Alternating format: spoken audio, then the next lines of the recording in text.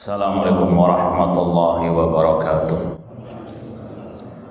Innal hamdalillah nahmaduhu wa nasta'inuhu wa nastaghfiruh wa na'udzu billahi min syururi anfusina wa min sayyiati a'malina.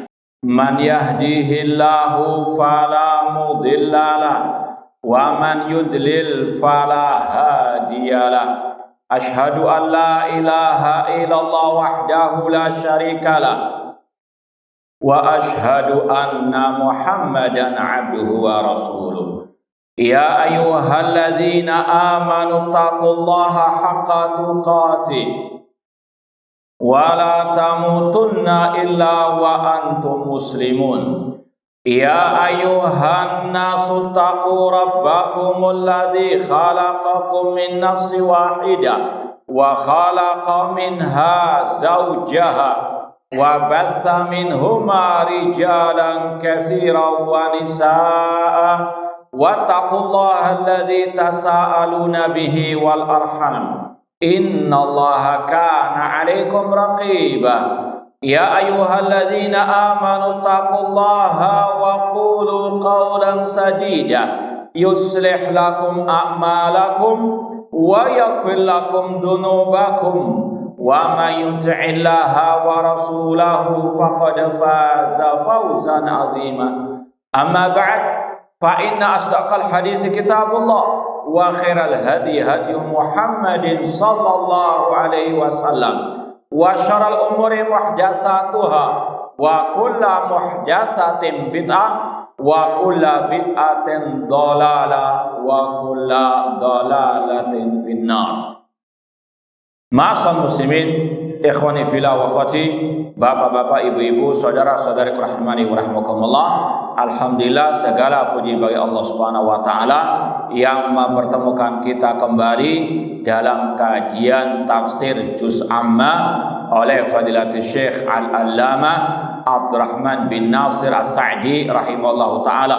Semoga Allah Subhanahu wa taala senantiasa menambahkan kepada kita ilmu yang bermanfaat dan al-amal as-saleh. Sekarang kita sampai pada tafsir surat Al-Humazah. Kata Syekh, wahiyya makkiyatun. Surat Al-Humazah, surat Makkiyah yang diturunkan sebelum hijrahnya Nabi ke kota Al-Madinah. Bismillahirrahmanirrahim. Wailul likulli humazatil lumazah. Kecelakaan bagi setiap humazah dan lumazah. Alladzi jama'a malan wa addada, yang dia mengumpulkan harta dan menghitung-hitungnya.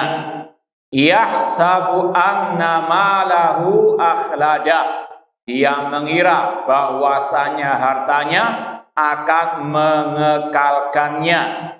Kalla, sekali-kali tidak. Layumbadanna fil hutama, dia sungguh-sungguh akan dilemparkan ke al-hutama.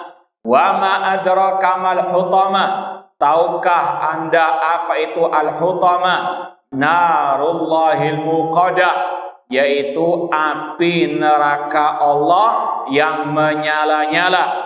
Allati tattali'u 'alal afidah, yang membakar sampai ke hati. Innaha 'alaihim mu'sadah, sesungguhnya mereka tertutup di dalam api tersebut. Fi amadin mumaddadah, di dalam tiang-tiang yang dipanjangkan.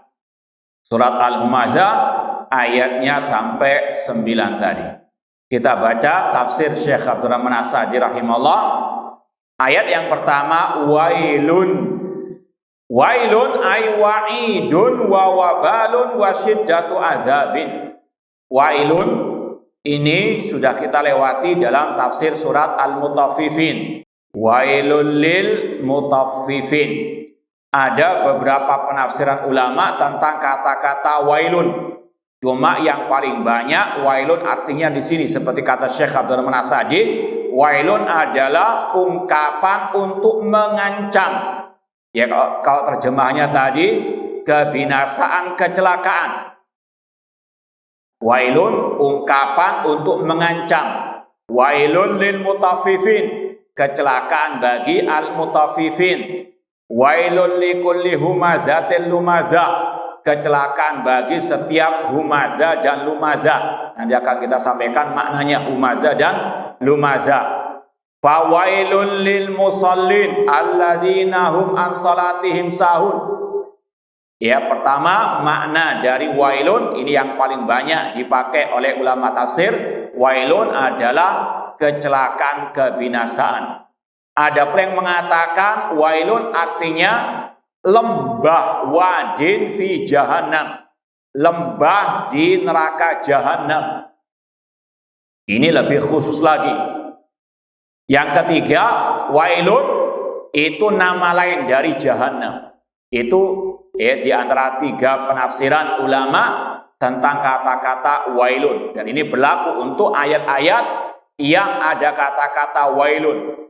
Ya, sekali lagi seperti tadi, wailul lil mutaffifin, fawailul lil musallin, wailul lil musyrikin alladzina la yu'tuna zakat. Ada beberapa ayat yang ada kata-kata wailun, itu di antara tafsir ulama ada 3 tadi. Meskipun yang paling banyak tadi, yang pertama wailun adalah ungkapan ancaman kecelakaan ya bagi mereka tersebut. Kemudian kata beliau likulli humazatin lumazah, kecelakaan, kebinasaan bagi setiap humazah dan lumazah. Apa arti humazah? Yang pertama kata beliau alladzi yahmizun nasa bi fi'lihi, yaitu yang mencela manusia dengan perbuatannya. Contoh ya, misalnya mohon maaf kalau misalnya ada orang yang terkadang suka jahil iseng. Dia ya meskipun hendak bergurau dengan temannya, ketika ada orang yang mungkin cacat kakinya, dia tirukan. Dia mencela tidak pakai ucapan, namun dia tirukan. Ya misalnya mohon maaf, orang itu pincang lewat di depan ya mereka yang sedang nongkrong, kemudian dijadikan bahan olok-olokan, dia tirukan. Ya jalannya yang pincang tersebut, ini termasuk ya humazah, ancamannya wailun, celaka bagi orang yang mencela orang lain tanpa hak tersebut, ya meskipun tidak dengan ucapan lisannya, namun dengan perbuatannya atau dengan mimik wajahnya. Ya misalnya ada orang yang lewat tidak dia sukai, kemudian dia mengedipkan matanya dengan temannya, namun sudah itu jelas dia ingin untuk mencela orang tertentu. Ini juga termasuk humazah, dan ini sebetulnya sudah kita lewati dari ayat apa kira-kira? Siapa yang bisa menjawab? Nah, ada yang ingat enggak? Sudah kita lewati. Di antara bentuk mencela dengan mimik wajah, tidak selalu identik dengan ucapan. Wa idza marru bihim yataghamazun. Ini intinya. Kalau ada orang-orang yang beriman lewat di depan mereka, yataghamazun, mereka mengedipkan mata mereka. Isyarat kepada orang yang beriman yang lewat di depan mereka. Ya entah dengan apa? Tadi kedipan mata atau dengan ya mimik wajah, mulut atau apapun lah. Yang penting itu sudah diketahui termasuk bentuk mencela meskipun tidak dengan al-lisan. Na'udzubillahi min dzalik. Ini ancamannya tadi wailul likulli humazatin.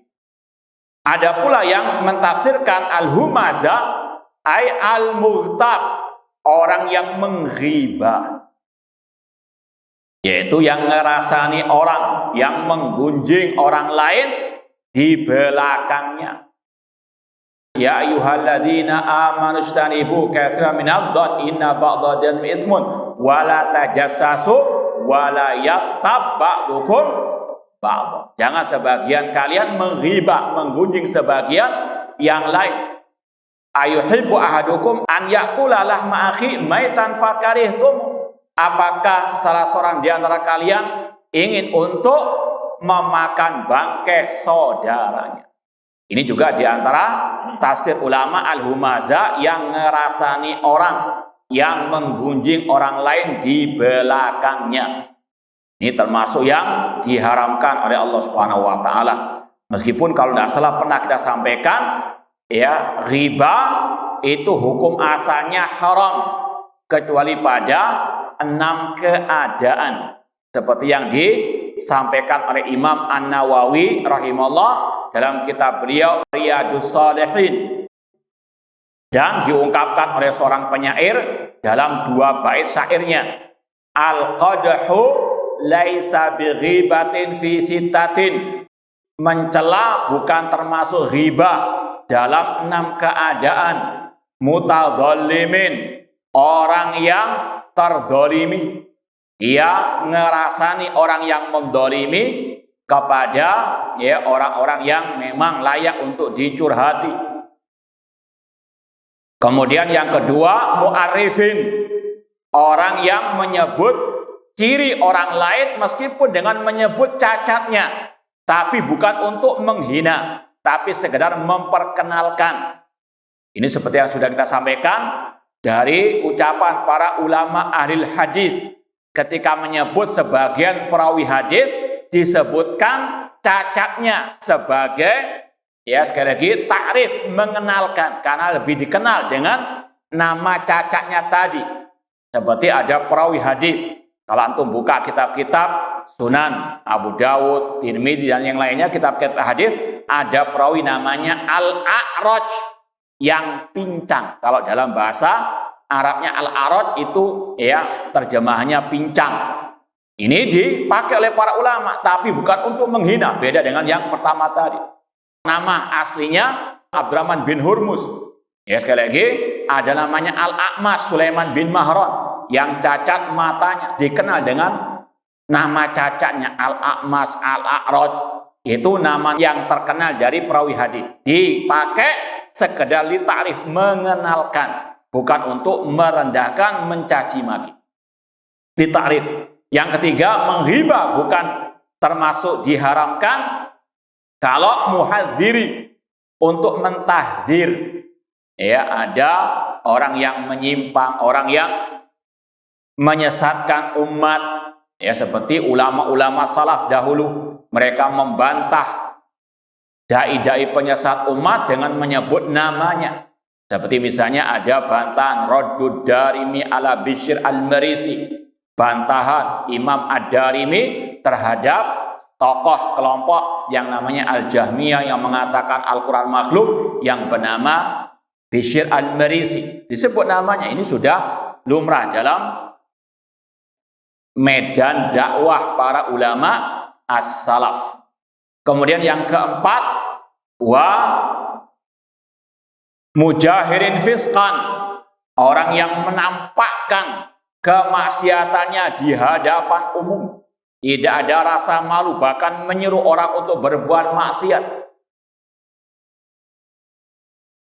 Mungkin kalau bisa dicontohkan, kalau ada, ya, pelaku misalnya maksiat yang dia menyuruh orang ke maksiatannya tersebut, ini layak untuk diingatkan, hati-hati si fulan, mungkin dia juga bandar narkoba, ya, naudzubillah min dzalik, atau yang semisal dengannya. Kemudian yang kelima, wa mustaftin, orang yang minta fatwa. Boleh menyebut nama si fulan, ya, dengan tujuan minta fatwa. Dan ini semuanya dengan dalil yang disebutkan Imam An-Nawawi. Ya, sekali lagi kalau antum mau lihat perinciannya, dalil-dalilnya, 6 keadaan tersebut termasuk riba. Kenapa kok dibolehkan? Karena ada, ya, contohnya entah dari Rasul atau dari para as-salaf. Contoh di sini mustaftin. Ya, ketika Rasul ditanya oleh perempuan yang dikenal dengan Fatimah binti Qais tentang dua orang yang melamar beliau, Abu Jaham dan siapa? Muawiyah. Ya, maka disebut namanya oleh Rasulullah SAW. Adapun Abu Jaham, maka dia ada dua penafsiran, suka safar meninggalkan keluarganya atau suka memukul keluarganya. Disebut namanya oleh Rasulullah SAW. Karena apa? Ditanya. Ya, tujuannya untuk apa? Memberi fatwa. Ini bukan termasuk mencela atau riba yang haram. Dan yang keenam, wa man talabal i'ana ala izalati munkari, minta tolong kepada misalnya aparat keamanan untuk menghilangkan kemungkaran. Sekali lagi, lihat kembali kitab Riyadhus Shalihin oleh Imam An-Nawawi rahimahullah ta'ala. Meskipun sekali lagi secara asal hukum riba celaan tadi haram. Nah, ancamannya wailul likulli humazatil lumazah. Itu dua penafsiran al-humazah. Kemudian adapun al-lumazah artinya wayalmizuhum biqaulihi, yang mencela orang lain dengan ucapannya, dengan lisannya. Kata Rasul, sibabul muslim fusuqun, mencela orang muslim kefasikan. Ini di antara beda al-humazah dengan lumazah. Kalau pertama tadi humazah mencela orang lain dengan perbuatannya atau dengan mimik wajahnya. Adapun al-lumazah bedanya dengan humazah yang pertama tadi. Kalau lumazah mencela dengan apa? Ucapannya. Kemudian yang kedua, kalau humazah itu menghibah orang lain, mencela orang lain di belakangnya. Kalau penafsiran yang kedua, al-lumazah itu mencela orang lain di hadapannya langsung. Jadi itu bedanya humazah dan apa? Lumazah. Dua-duanya haram, dua-duanya mendapat ancaman dari Allah, wailul likulli humazatin lumazah. Dan sudah kita sampaikan berulang kali, ingat di hari kiamat ada kisos bagi humazah lumazah, tentang hadis al-muflis. Atadruna mal muflis, apakah kalian tahu tentang orang yang bangkrut pada hari kiamat? Di antaranya kata Rasul, al-muflis min ummati man ya'ti bi salatin wa saumin wa sadaqatin, yaitu orang yang datang dari umatku pada hari kiamat dengan membawa pahala salat, pahala zakat, pahala puasa, wa qasyatama hadza. Ini intinya. Namun dia mencela orang lain, wa qadhafa hadza, menuduh orang lain tanpa hak. Maka balasannya diambil, kebaikan-kebaikannya diberikan kepada yang dicaci maki, dizalimi tanpa hak. Kalau sudah habis kebaikannya, masih banyak yang dicela, belum dibayar dengan pahalanya, kejelekan, dosa yang dicela, yang dizalimi tanpa hak akan diberikan kepada yang mencela, menzaliminya tersebut. Dan dia pun masuk ke dalam api neraka. Ini lebih mengokohkan lagi, wailun likulli humazatil lumazah. Kemudian kata beliau, fal hammaz alladhi ya'ibun nas wa yat'anu alaihim bil isyarati wal fi'li. Ditegaskan lagi oleh beliau makna yang sudah kita sampaikan, bedanya al-humazah dan lumazah. Kalau al-humazah mencela orang lain dengan isyarat atau dengan perbuatan atau dengan mimik wajahnya. Adapun al-lamaz alladhi ya'ibuhum biqaulihi. Adapun yang al-lumazah mencela orang lain dengan ucapannya. Sekali lagi, dua-duanya haram, ancamannya wailun, dan termasuk orang yang bangkrut pada hari kiamat. Na'udzubillahi min dzalik.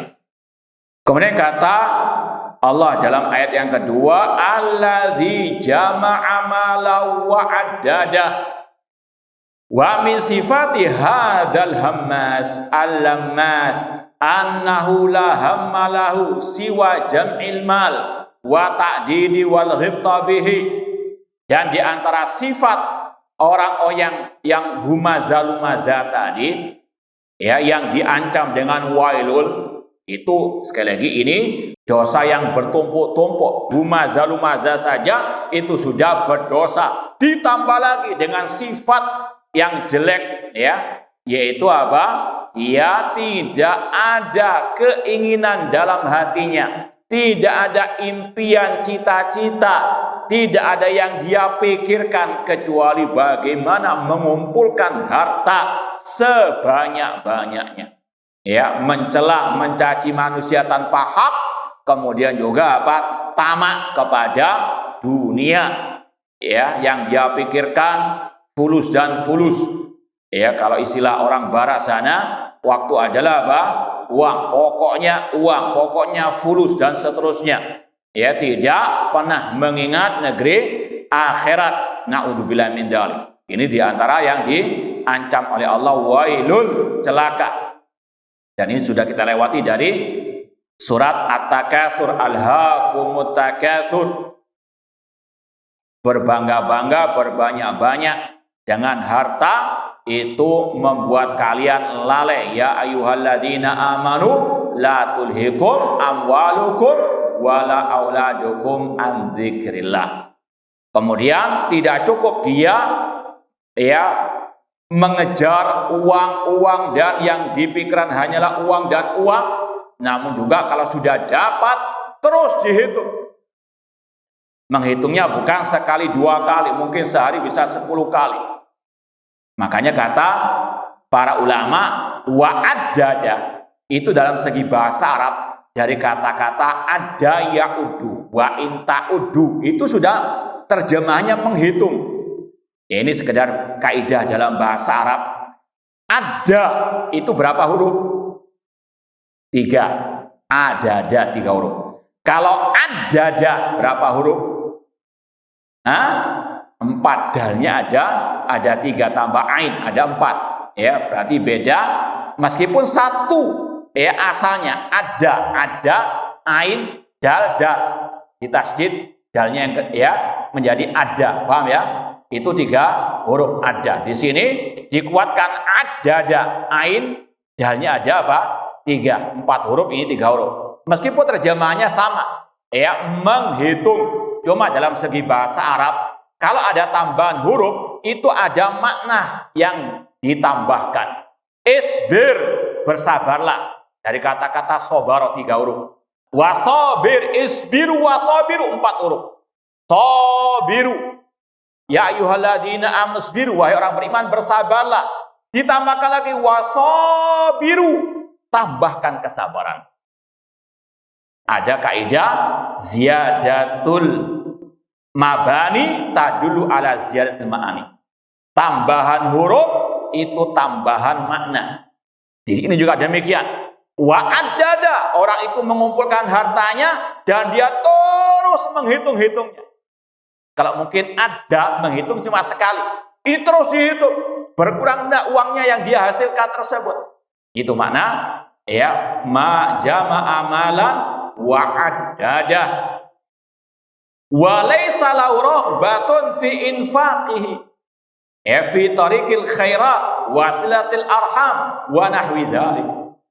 Dia hitung-hitung dan tidak ada keinginan sama sekali untuk menginfakkannya di jalan kebaikan. Sudah tamak, tidak tahu halal haram.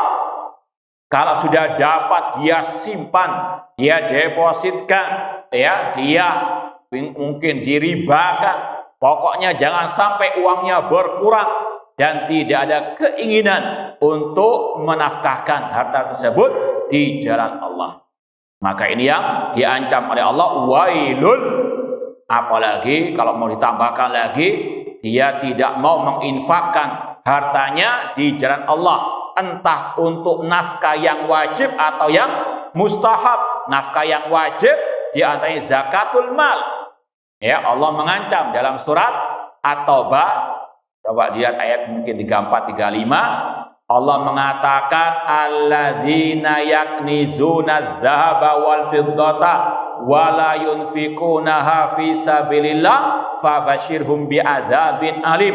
Orang-orang yang menumpuk emas dan peraknya, hartanya, uangnya, tidak dia infakkan di jalan Allah, maka berilah kabar gembira kepada mereka dengan azab yang pedih.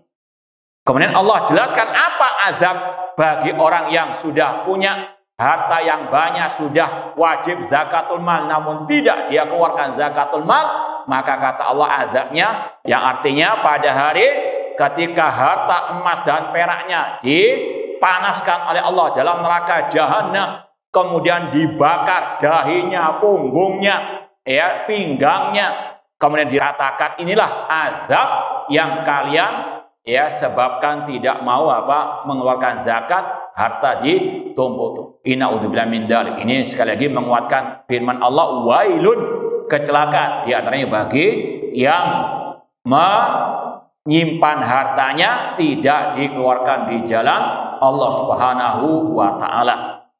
Oleh karena itulah Rasul SAW mengajarkan kita doa, di antaranya wala taj'alid dunya akbaru hammina.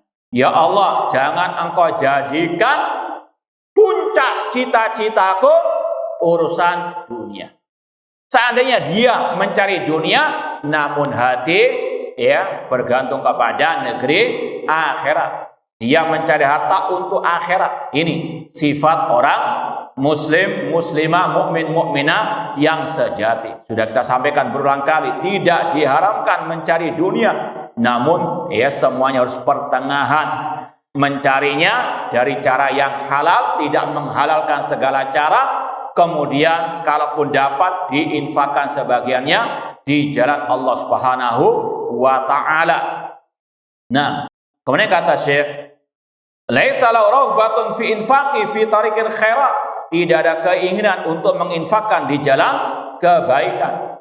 Dan Allah mengingatkan tadi dalam akhir surat Al-Munafiqun, ya ayyuhalladzina amanu la tulhikum amwalukum wala auladukum an dzikrillah wa may yaf'al dzalik fa ulaika humul khasirun. Wahai orang-orang yang beriman, janganlah harta anak kalian memalingkan kalian dari jalan Allah, dari berzikir kepada Allah. Barang siapa yang berbuat demikian, terlaleh atau tertipu dengan dunia dan anak keturunan, maka mereka termasuk orang-orang yang merugi. Kemudian kata Allah dalam ayat selanjutnya, wa anfiqu mimma razaqnakum min qabli ayatiya ahadakumul maut fayaqula rabbi laula akhartani ila ajalin qarib fa asaddaqa wa akum minas salihin. Dan infakkanlah dari rezeki yang kami anugerahkan kepada kalian sebelum datang kepada salah seorang di antara kalian kematian. Lalu dia akan berkata, ya Allah, alangkah baiknya engkau tunda kematianku hingga aku bisa bersedekah, dan aku menjadi orang-orang yang salihin. Namun kata Allah, wala yuakhirallahu nafsan idza jaa ajaluha. Allah tidak akan menunda kematian jiwa ketika sudah datang waktunya. Maka seorang yang sudah Allah berikan rezeki, harta atau keluasan harta, untuk betul-betul menginfakkan di jalan Allah. Dan ini berkaitan juga dengan makna bersyukur kepada Allah, la tus'alunna yauma idzin anin na'im. Demikian pula tidak dia gunakan untuk silatul arham, untuk menyambung tali silaturahim dengan karib kerabat. Mungkin masih banyak kerabatnya yang fuqara wal masakin, mereka yang layak untuk diberikan tadi sedekah, infak. Bahkan sudah kita sampaikan juga 10 hak yang wajib ditunaikan, wa'budullah wa la tusyriku bi syai'a wa bil walidaini ihsana wa bidzil qurba.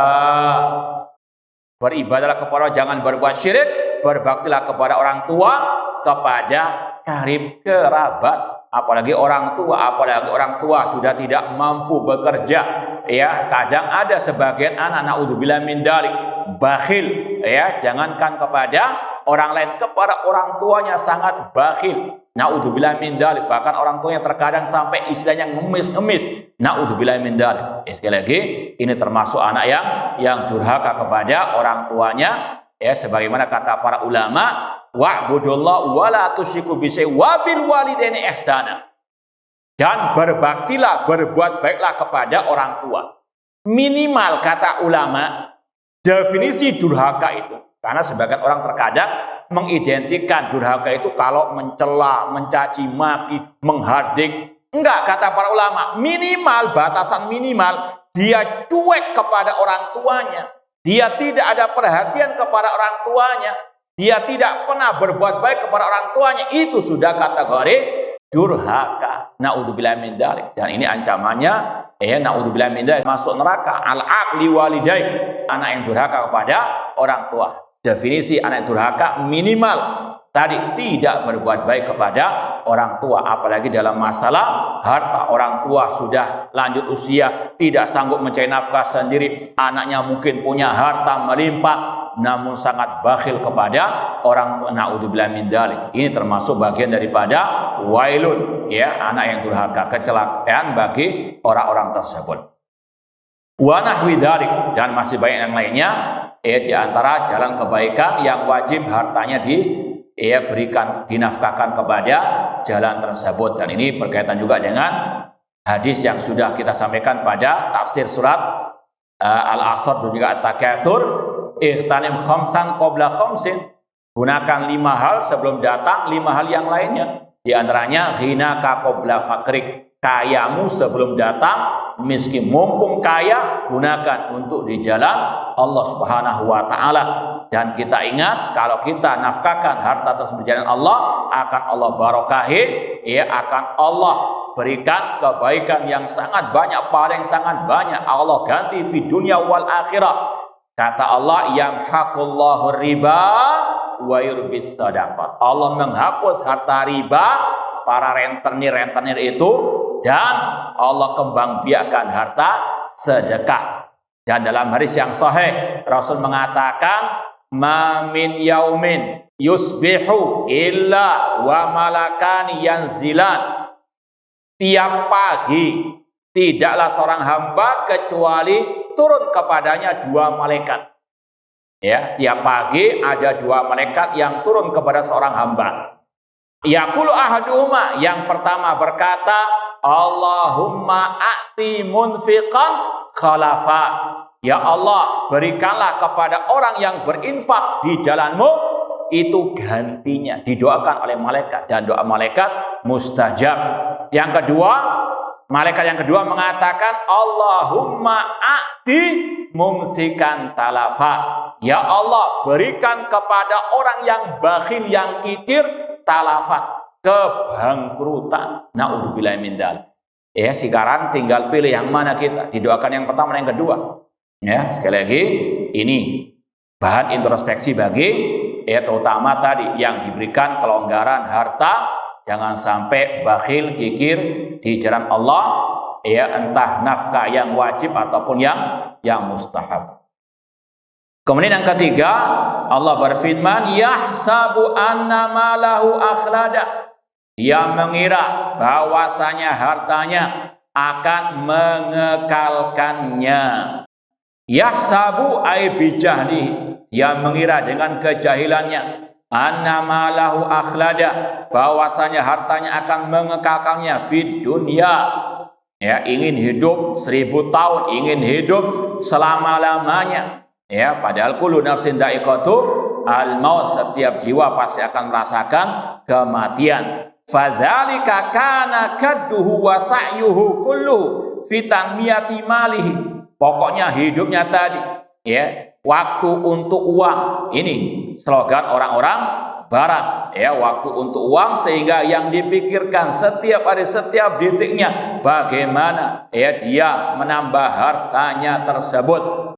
Alladzi yadhunnu annahu yunammi umrahu. Dia kira dengan hartanya dia akan panjang umurnya. Walam yadri annal bukhla yaksiful a'mar wa yukharribud diyar. Dia tidak tahu bahwasanya kebakhilannya, kekikirannya itu akan merusak waktu ataupun usianya. Wal asri innal insana lafi khusrin, termasuk orang yang merugi karena waktunya hanya untuk mengejar dunia, tidak digunakan untuk al-iman wal amalu as-soleh. Wa annal bir yazidu fil umur, ini berlainan dengan kebaikan. Kebaikan itu akan menambah usia, artinya wallahu alam dibarokahi usianya. Ya, sebagaimana kata Rasul, man ahabba an yubsata fi rizqihi wa yunsa fi atharihi falyasir rahimahu. Barang siapa yang ingin dibentangkan hartanya, dibarokahi hartanya, diberkahi usianya, dia apa? Menyambung tali silatu ar-rahim. Taib. Ayat yang keempat, Allah berfirman, kalla la yunbadanna fil hutama. Kalla, ini sudah kita sampaikan, ada berapa makna kalla dalam Al-Quran? 6. Baru lewat itu dalam surat Al-Takatsur, kalla saufa ta'lamun thumma kalla saufa ta'lamun. Ada berapa makna kalla dalam Al-Quran? Ada? Jangan bisik-bisik. Ada berapa? Masih buka. Padahal cuma ada 2 saja, masa nggak ingat? Ya, ada 2 makna kala dalam Al-Quran. Kalau tidak haqqan, maknanya sesungguhnya, seperti dalam kata-kata tadi, kala sesungguhnya, saufa ta'lamun. Atau yang kedua maknanya lizajar, sekali-kali tidak. Jadi ada 2 makna kala dalam Al-Quran. Ya, bisa bermakna haqqan, sesungguhnya, sebenar-benarnya, ditakid. Kemudian yang kedua maknanya lizajar, lawannya, sekali-kali tidak atau jangan engkau berbuat demikian. Di sini maknanya kala, untuk membantah prasangka orang-orang tadi yang mengira hartanya akan mengekalkannya. Allah bantah, kala, sekali-kali tidak. Ya, hartanya tidak bisa mengekalkannya di jalan Allah. Dan ini juga Rasul tegaskan dalam hadis, yatsba'ul mayyit salasatun. Kata Rasul, orang yang meninggal itu akan diikuti oleh 3. Maluhu wa ahluhu wa amaluhu. Yarji isnani wa yabqa, ya, al-wahidu. Atau kama qala Rasul SAW. Yang 2 akan pulang kembali, ya, yang terakhir yang ketiga itu yang akan apa? Terus mengikutinya. Yang kembali adalah harta maluhu wa ahluhu. Ya, mungkin dia kaya raya, diantar dengan mobil yang paling mewah yang dia miliki dulu.